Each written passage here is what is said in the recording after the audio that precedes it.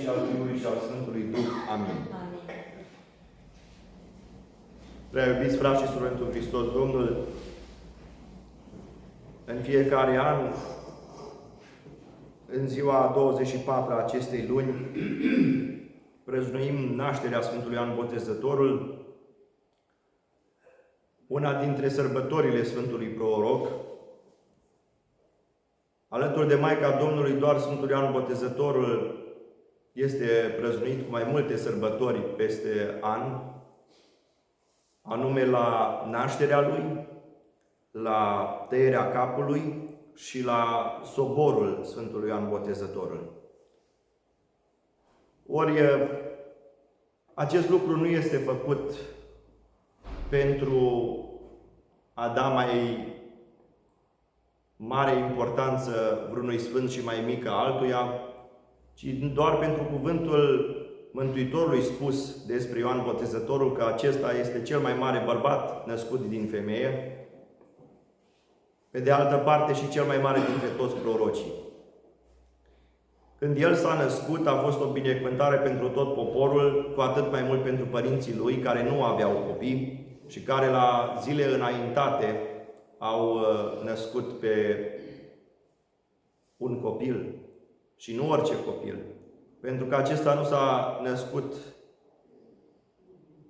ca o împreunare așteptată a omului, ci ca o făgăduință dată de cuvântul lui Dumnezeu prin gura Arhanghelului Gabriel.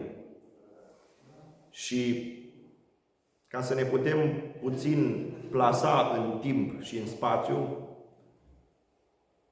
poporul Israel, până la venirea Mântuitorului, se ghida după proroci. Aceștia erau oameni aleși de Dumnezeu, care vesteau, care propovăduiau și care transmiteau cuvântul lui Dumnezeu pentru toți care locuiau în țara lui Israel.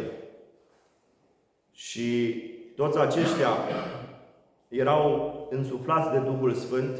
Nu toți erau neapărat din neam însemnat sau din neam bogat, ci Domnul alegea dintre ei pe unii dintre cei mai simpli, pe alții și mai însemnați. Dar, în general, Domnul descoperea voia lui Dumnezeu, a Tatălui, a Fiului și a Sfântului Duh, Sfânta Trăime, o descoperea prin gura unui proroc. Dar până la venirea lui Ioan, nu au mai fost proroci în țara lui Israel de 400 de ani. Și acest lucru era o întristare, pentru că așa cum Elisabeta era de felul ei stearpă și nu putea să conceapă un fiu, așa a fost și poporul acesta într-o perioadă de sterpire, în care nu avea cuvântul lui Dumnezeu grăit prin gura unui proroc. Domnul însă întocmai a întârziat venirea unui alt proroc, pentru că era ultimul dintre proroci și cel mai mare dintre proroci. Mulți credeau despre Ioan că ar fi o reîncarnare a lui Ilie, sau se bazau pe acest cuvânt, cum și alții și în ziua de astăzi, care au impresia că au suport pentru ideea reîncarnării, faptul că ea, că și aici în Scriptură spune la Luca, că îngerul spune că el va veni cu Duhul lui Ilie. Dar acest Duh al lui Ilie, cu râvna aceasta a lui Ilie, nu este altceva decât faptul că va avea aceeași putere, ba chiar mai mare, și aceeași râvnă cu care Ilie a propovăduit și a mărturisit despre Domnul. Pentru că se știa despre Ilie că el nu a fost pe pământ să moară, ci a fost răpit la cer, și despre acesta avea să urmeze reîntoarcerea lui Ilie, să vină pe pământ și să fie ucis. Dar ei credeau că, iată, într-o formă a reîncarnării a venit Ilie, Duhul lui Ilie a intrat în acest prunc al lui Zaharia și al lui Elisabeta și se împlinește prorocia. Dar prorociile, fiind de la Isaia și de la Maleahi, vorbesc despre venirea unui mare proroc care va fi înainte mergătorului Mesia și că acesta va pregăti calea Domnului, strigând în pustie: pregătiți calea Domnului, netede, drepte faceți căile Lui, toți munții și toate dealurile să se plece. Și într-adevăr că un glas în pustie a strigat acest lucru, propovăduind înainte de toate pocăința la toți, că s-a apropiat împărăția cerurilor, iar acesta propovăduia pocăința urmată de un botez, care era un botez făcut spre iertarea păcatelor, o formă de mărturisire a păcatelor și de iertarea lor prin această mărturisire și urmată de acest botez, cum spune, cu apă.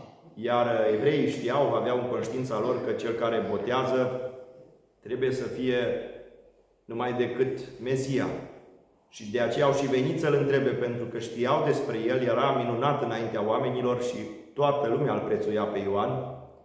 Și acesta trăise în pustie, nu se atinsese de vin, deci era nazireu și el, cum și mulți alții din Vechiul Testament, și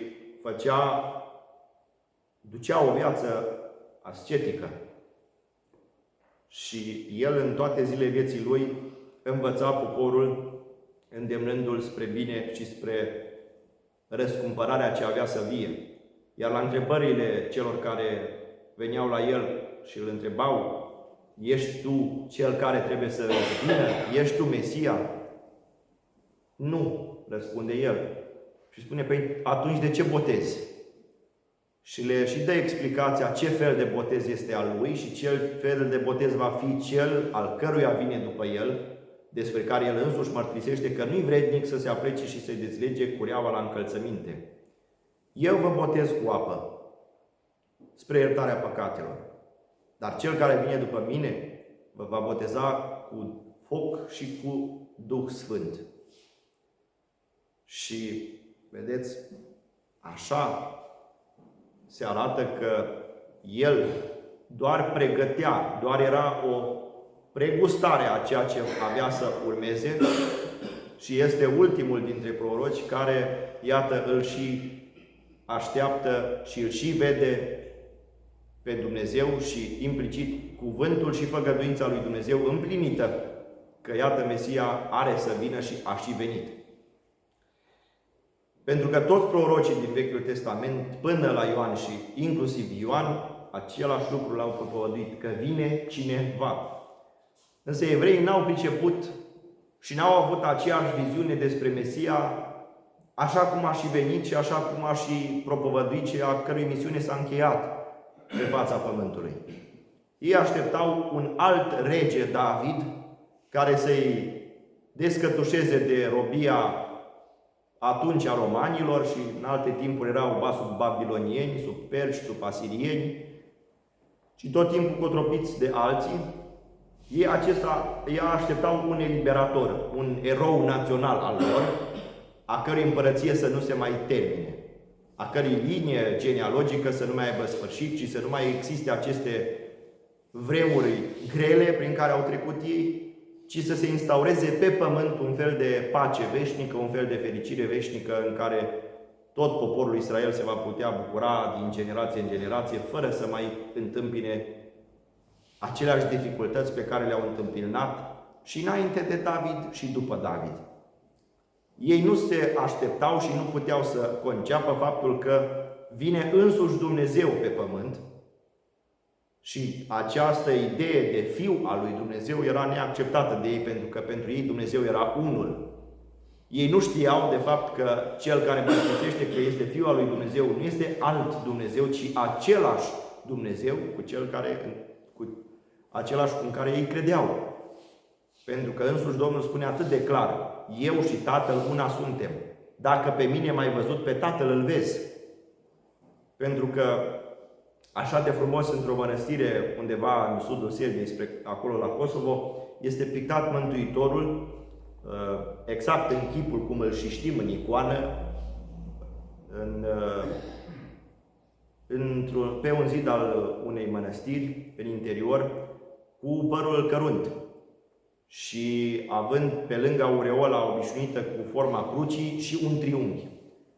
Ca să și slovele de lângă, acolo spune despre el cel vechi de zile. Cel vechi de zile atribuindu-se persoanei Tatălui.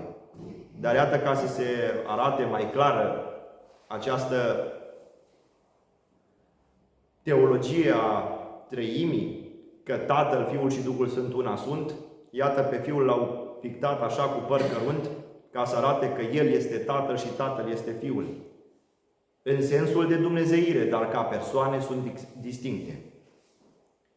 Și evreii nu puteau să înțeleagă acest lucru, de aceea nici nu au acceptat ideea că Iisus, și dacă ar fi fost Mesia, nu putea să fie Fiul lui Dumnezeu.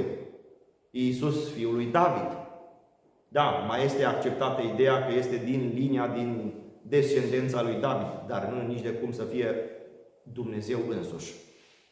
Pentru ei aceasta era o hulă, hula aceasta se pedepsea cu moartea și întocmai acest lucru l-au folosit mai mult împotriva lui Hristos, când se și duc la Pilat și spun că s-a făcut pe sine Dumnezeu sau Fiul al lui Dumnezeu. Pe lângă faptul că s-a făcut împărat, echivalentul lui Cezar și așa mai departe, ceea ce la romani era pedepsit cu moartea, iar la evrei cel mai periculos lucru să te faci Dumnezeu. Nu se făcea nimeni pentru că nici nu pronunțau numele lui Dumnezeu, care era scris cu o tetragramă,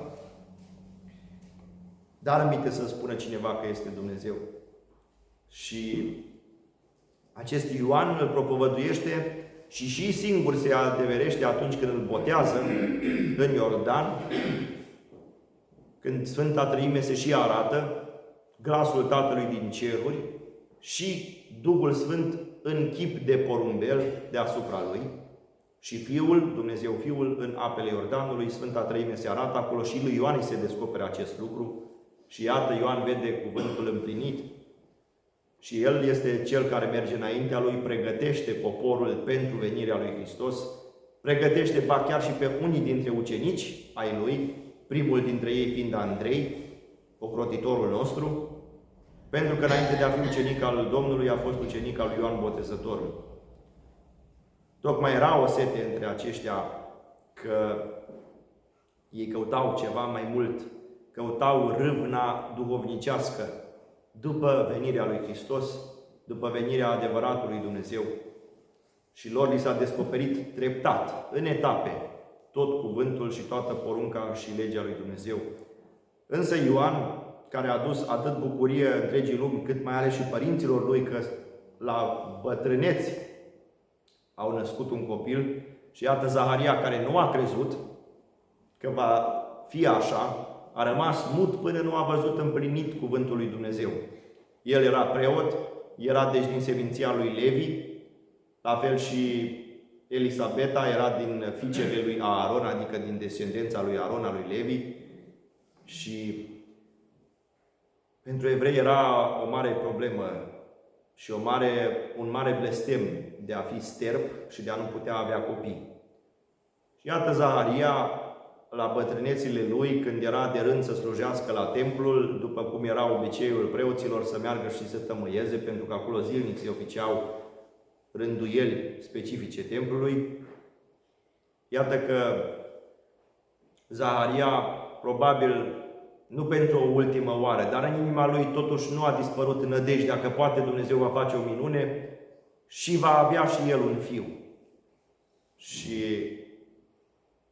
se roagă probabil în timpul acestei tămâieri, de îi se arată acest înger al Domnului și iată că rugăciunea ta a fost ascultată, Zaharia.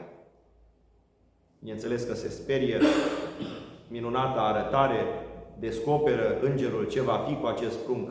Însă Zaharia, în toată minunia aceasta, merge ca orice om, cu îndoială, bazându-se pe firea omului, pe logica omului, că la bătrânețe, la după atâta ani de femeie stearpă, și Isarei, a lui Avram, cum s-a uscat pântecele ei și sânii mai pot alăpta la bătrânețe, eu la bătrânețile mele mai pot face fiu?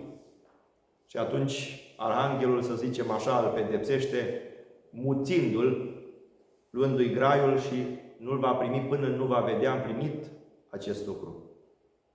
Și se și întâmplă așa.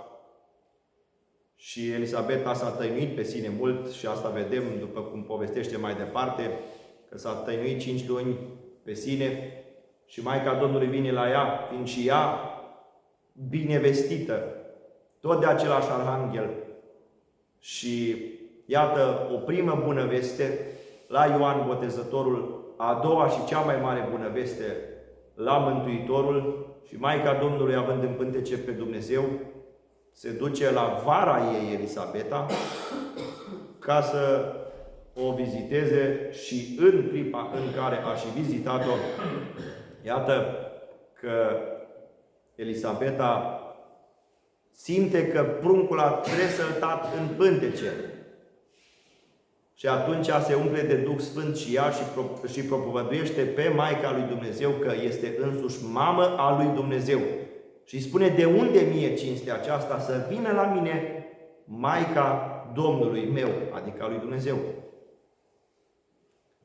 Și atunci Maica Domnului spune acest cuvânt, că de acum mă vor ferici toate neamurile. Că așa a făcut Domnul cu ea.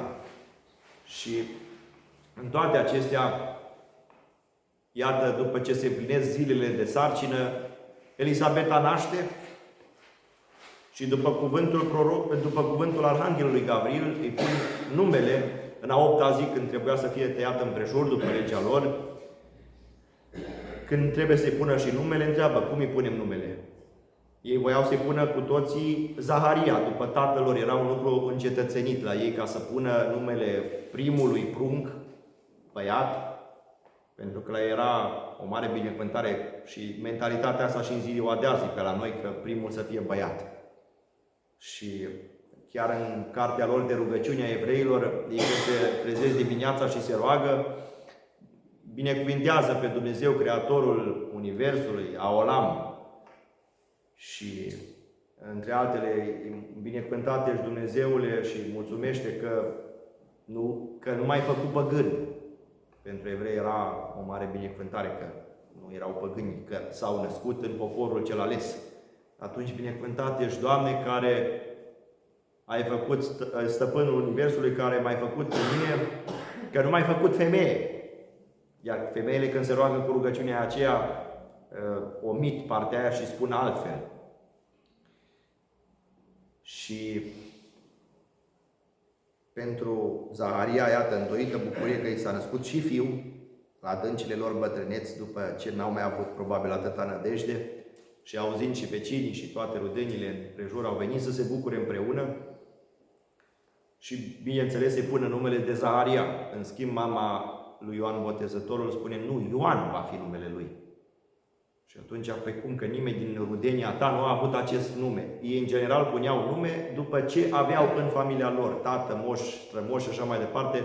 După cineva puneau numele acela, dar dacă nu avea nimeni numele acela, nu-l puneau. Așa era obiceiul lor. Și atunci Zaharia, mutul, este întrebat cum îi punem numele, că tu, ca tată, ai autoritatea finală. Cum îi punem numele?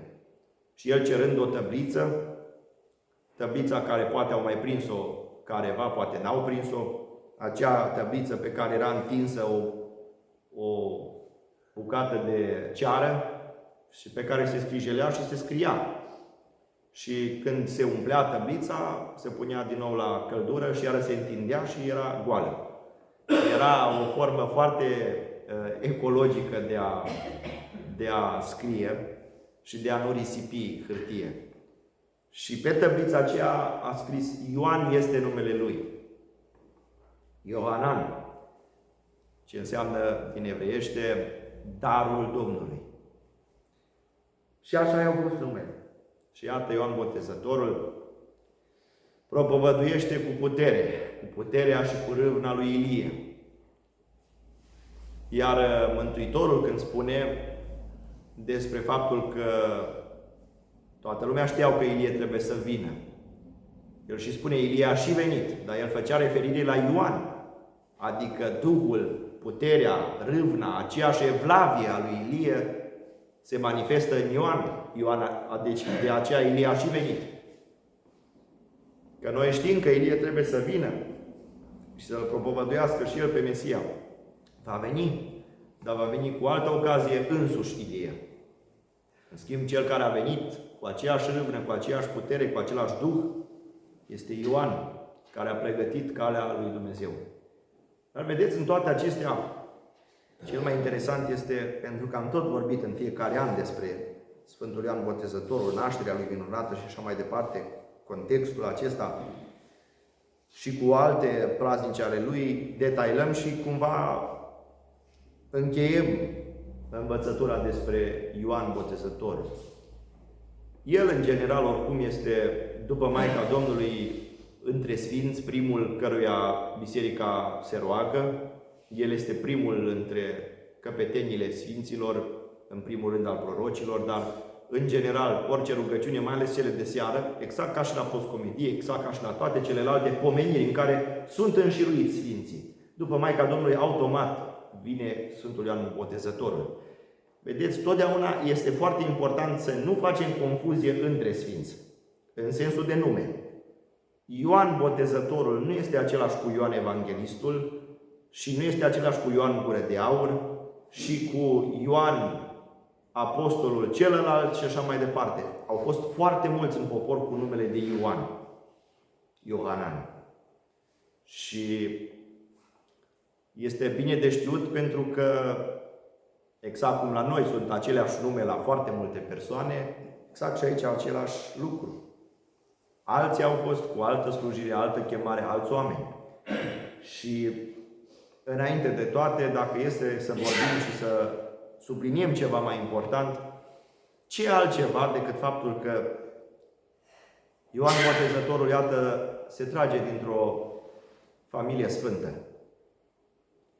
Și însuși Zaharia, cu toate că 400 de ani n-au mai fost proroci în Israel, și el se umple de Duhul Sfânt și prorocește el însuși despre prorocul cel mai mare dintre toți. Adică, binecuvântat este Dumnezeu,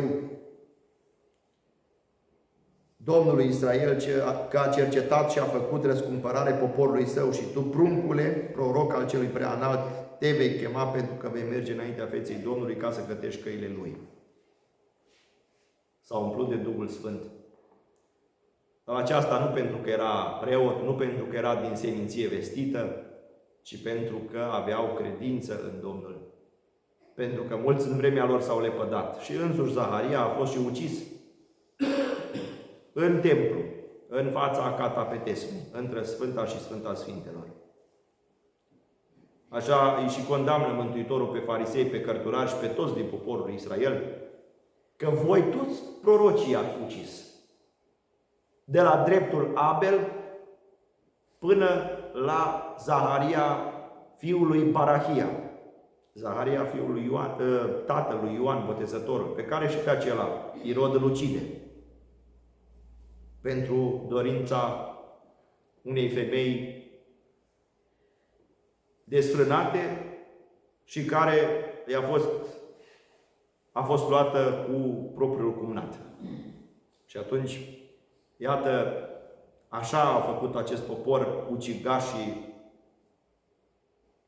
plin de pismă, că pe toți care au venit să propovădească cuvântul lui Dumnezeu și ei cum se lăudau cu acest atribut, că ei sunt poporul lui Dumnezeu, iată, așa au omorât prorocii lui Dumnezeu pe toți până la cel mai mare între ei. Și sfințenia nu a constat în faptul că erau din popor ales, din neam ales, din creștere bună evreiască și după legea lui Moise, ci faptul că erau următori ai lui Dumnezeu în sensul adevărat al cuvântului, prin credință vie. Exact cum mai întâi de toate s-a făcut și Avraam, pildă. Ieri la vecernie, la Paremii, s-a citit acest lucru. despre făgăduința care o va da, a dat-o Domnul când s-a arătat lui Avram și a făgăduit că va avea un fiu. Și pe soția lui Sarai să nu mai numească Sarai, ci Sara, pentru că va fi mamă a multora și din ea se vor naște regi și împărați. Și ei erau și mai înaintați în vârstă și Sara încă a și râs. Pentru că oricine ar auzi acest lucru ar râde. De aceea a și pus numele fiului Isaac.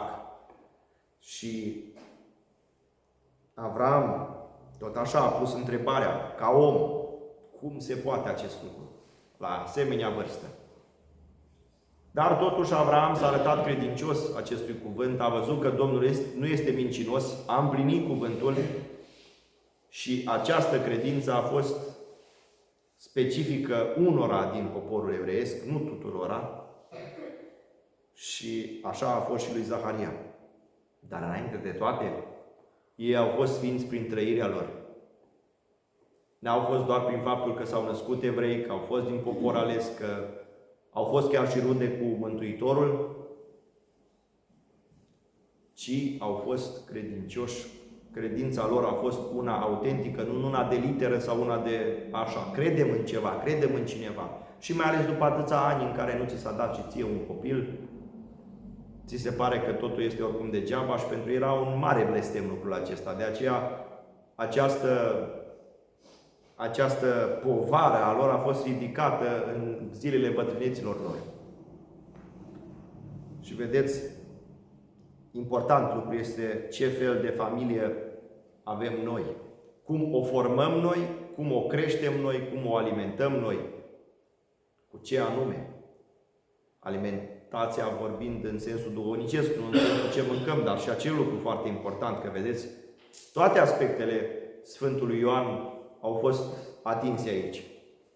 Nu s-a atins de vin sau de băutură amețitoare, n-a trăit în desfătare, ci a trăit în pustie, îmbrăcat în păr de cămilă, încins cu piele, mâncând lăcuste și miere sălbatică.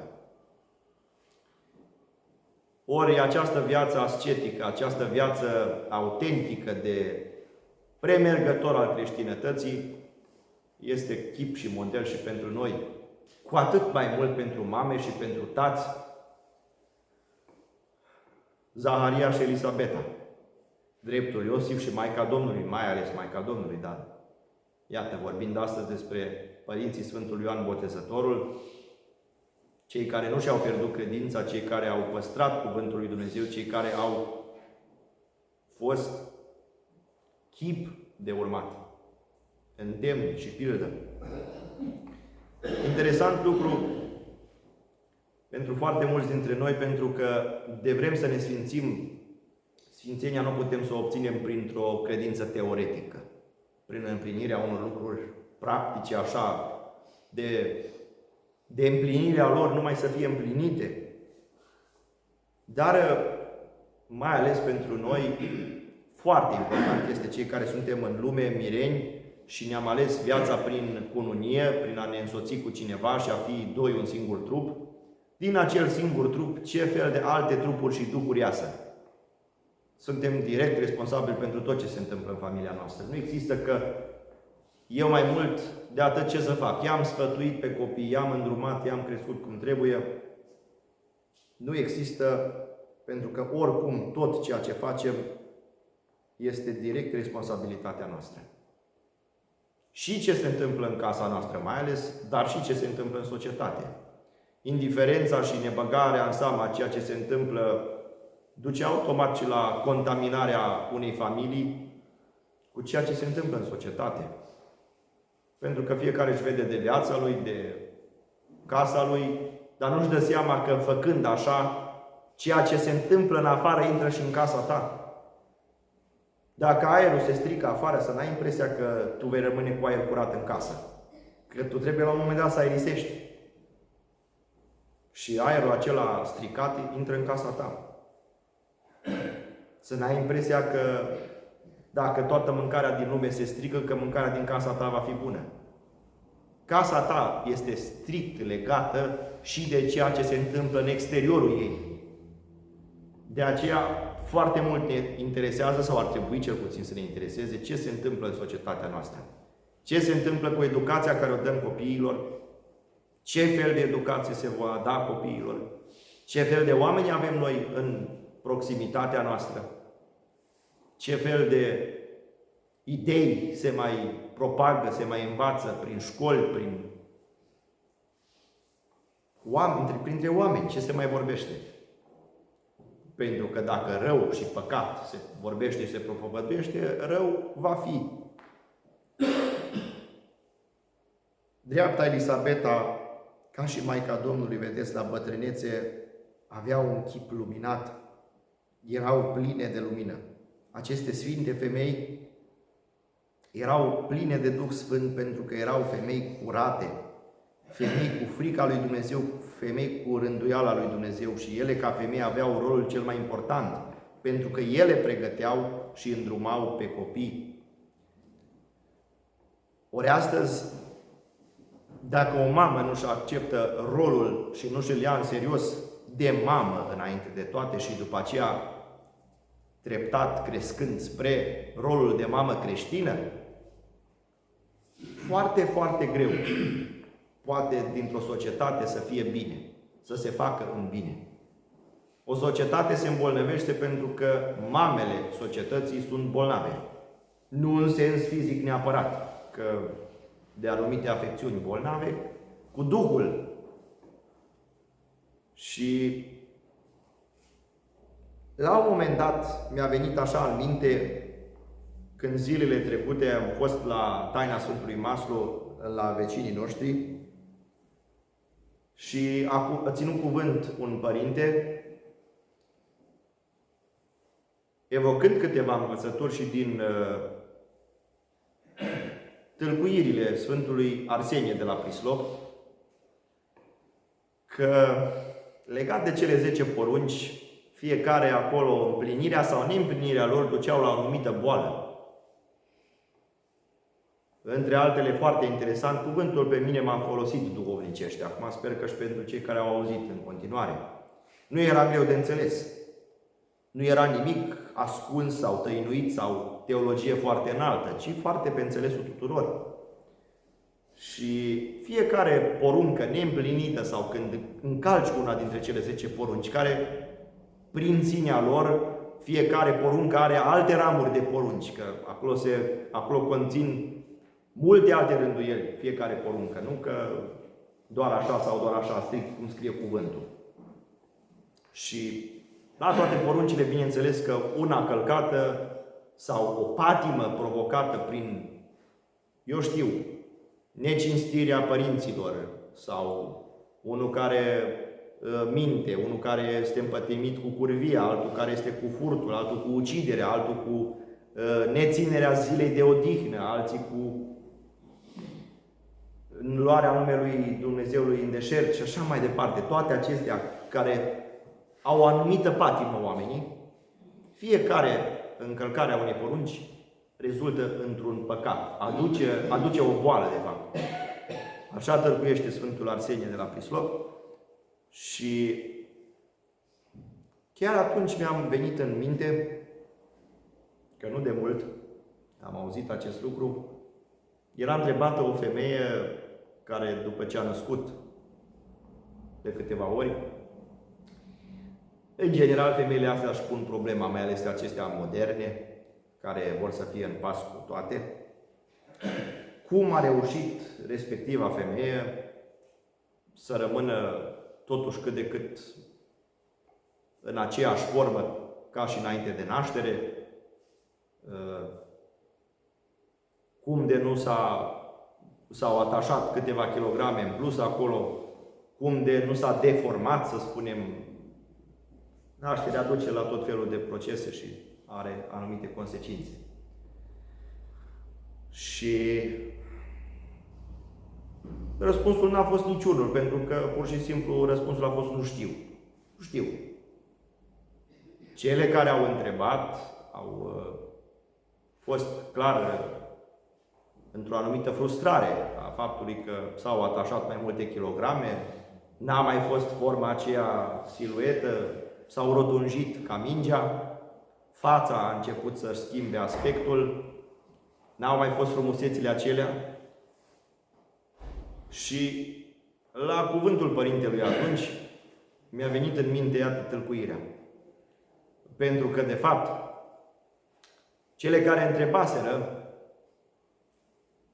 erau femei care pătimeau sau au pătimit cândva de duhul curviei.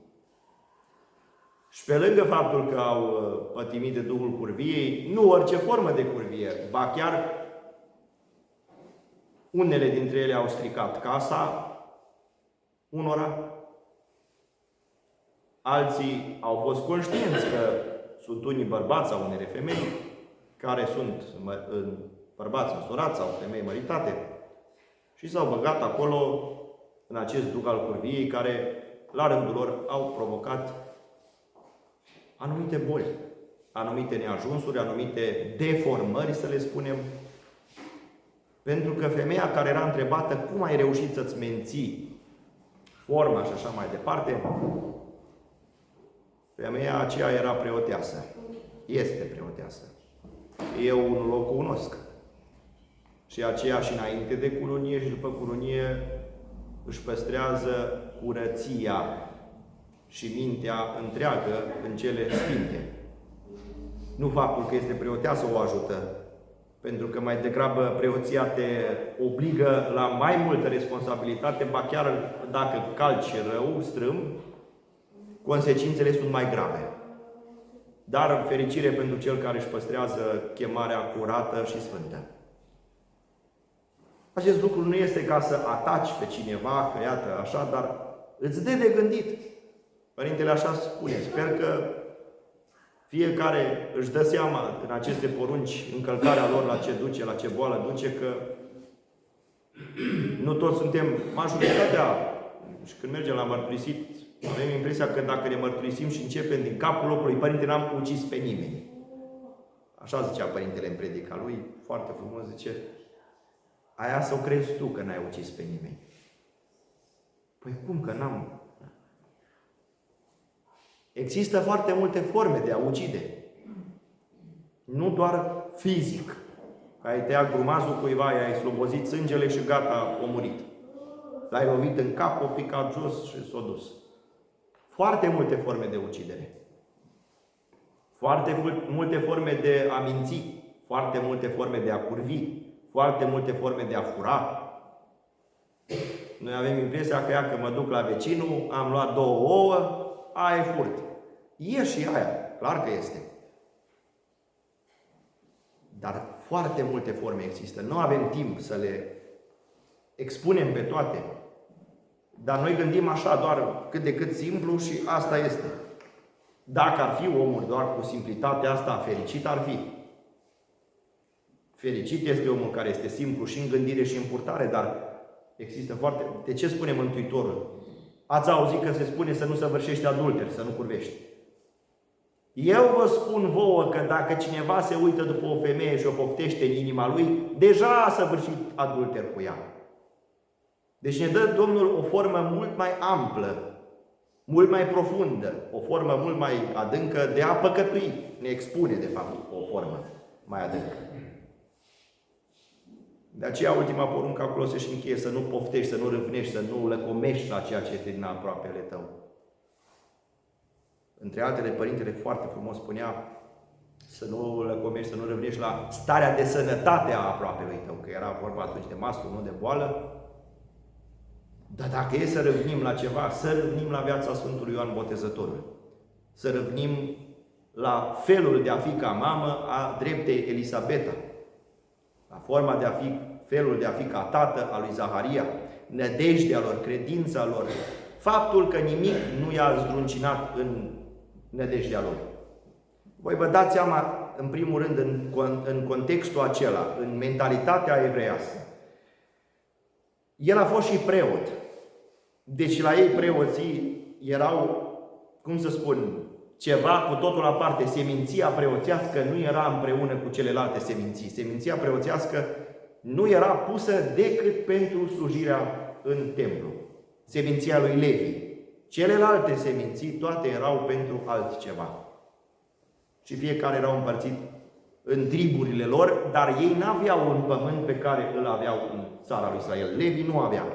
Lui Levi nu s-a dat, pentru că Levi era rânduit doar pentru slujirea templului. Prin urmare, erau și cei mai bine văzuți între toată seminția.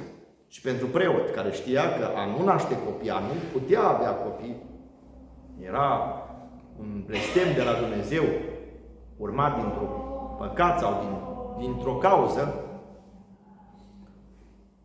Vă dați seama că nu era ușor pentru Zaharia, în societate îl măcina constant treaba asta. Oricine îl vedea se gândea și poate îl și judecau foarte mulți. O fi preot aia, că uite ce o fi făcut. Și totuși Zaharia nu și-a pierdut credința în Dumnezeu. Cum noi de obicei la orice încercare ne-o pierdem. De aceea, pentru că totuși așa familia aleasă și bună, ea că pe Zaharia l-au ucis, pe Sfântul Ioan Botezătorul l-au ucis, ce fel de binecuvântare mai este și asta de la Dumnezeu? Una mare. De aceea noi, prea iubiți frați și surori, aducem, iată, la biserică și sânziene, împodobite, făcute în formă de cunună, altele mai și cu flori. Nu pentru un obicei păgânesc, sau și dacă a fost vreodată vreun obicei așa, noi l-am încununat cu binecuvântarea bisericii noastre creștine. Nu pentru că avem noi o credință în sânziene, acele femei care făceau tot felul de vrăjitorii și așa mai departe, ci aducându-le, ne gândim la cununa pe care a primit-o Ioan când i s-a tăiat capul. Și amintindu-ne permanent despre jertfa mucenicilor din biserică. Și iată, zilele trecute, o jertfă de mucenici în Damasc, în Siria, creștinii noștri, 25 au murit într-o biserică pentru că i-au bombardat. Cum stăm noi acum în biserică? Am văzut și o înregistrare din timpul liturghiei. Era cu o oră făcută înainte de bombardare. Așa cum stăm noi acum. Putea să cadă o bombă peste noi și noi nu. Zice, ce binecuvântare acum am dus la biserică să mori. Nu este loc mai binecuvântat decât să mori. Decât pentru Dumnezeu și decât pentru credință și cel mai bine în locul cel mai sfânt al Lui. Unde la propriu și-au vărsat oamenii sângele pentru credința care o au în Dumnezeu. Iar cununa lor este una în ceruri. De aceea, anul acesta, aceste sânziene pe care le vom binecuvânta la sfârșitul liturghiei și cerem Duhului Sfânt să le binecuvinteze și să le arate sfinte și oricine le va ține în casă sau la poartă sau la ușă, să fie acelui Duh necurat un semn și o amintire despre jertfa prorocului Ioan, dar anul acesta și al jertfei celor 25 de mucenici și a creștinilor răniți din urma acelei bombardări, care a fost în Siria la frații noștri din Damasc. Noi nu știm ce binecuvântare avem în țara noastră, că peste noi încă deocamdată nu este nicio urgie de asemenea fel, dar ei, nu că acum este război în zona aia, ei dintotdeauna au fost acolo bombardați și uciși în biserică. Să fii creștin în România nu este un lucru greu. Ba chiar este o normalitate, este un lucru pe cât se poate de firesc. Așa ne naștem, așa ne-am trezit, dar acolo este o adevărată jertfă. Pentru că acolo nu sunt majoritari creștini. Dar înainte de a fi cei de alte credințe, acolo au fost creștinii mai întâi. Nu pentru că are o importanță cine a fost mai întâi. Ci în Damascul lui Pavel, apostolul care a mers acolo să-i ucidă pe creștini și el acolo se duce și îl propovăduiește pe Hristos. Pe drum îl orbește Dumnezeu și dacă așa ar putea să ilumineze și pe acești musulmani rătăciți cu credința lor, ca să vadă că ceea ce fac contravine și propriilor lor învățături, pentru că sunt extremisme care, fiecare rătăcind și tâlmăcind cum vrea vreo scriptură sau vreun text, fie din Biblie, fie din Curan, fie din Vede sau din altceva, fiecare pricepe cum vrea și ajunge la asemenea lucruri și la asemenea atrocități de a ucide pe altul. Cum zice și Mântuitorul, ei când vă ucid, cred că aduc slujbă lui Dumnezeu. Și din păcate aceste lucruri vor fi tot mai dese. Nu știu dacă în poporul nostru, dar ne dăjduiesc că Domnul va rândui și nouă râvna lui Ilie și a lui Ioan Botezătorul și mai ales a Sfinților noștri români, pe care iacă duminica care nu de mult a trecut. I-am pomenit pe toți Sfinții Români, care pe unii avem, iată, și aici pe zid, care stau și permanent se roagă și se uită la noi. Ce jertfelnicie au avut ei și nu au pierdut credința în Dumnezeu, dar nici nu au lepădat-o pentru a mai trăi câțiva ani pe pământ și pentru câteva promisiuni a unor comori, a unor funcții sau a unei bunei stări materiale. Multe se pot spune despre Sfântul Ioan Botezătorul, dar măcar atât să rămână în inima noastră, că Scriptura însuși este plină și de exemple și de anti-exemple, de părinți, tați, mame, copii, fiecare cum, și să le luăm pe cele mai bune pentru noi înșine, pentru familia noastră, și să știm că Cuvântul lui Dumnezeu se împlinește în Cel care vrea să se umple de Duhul Sfânt.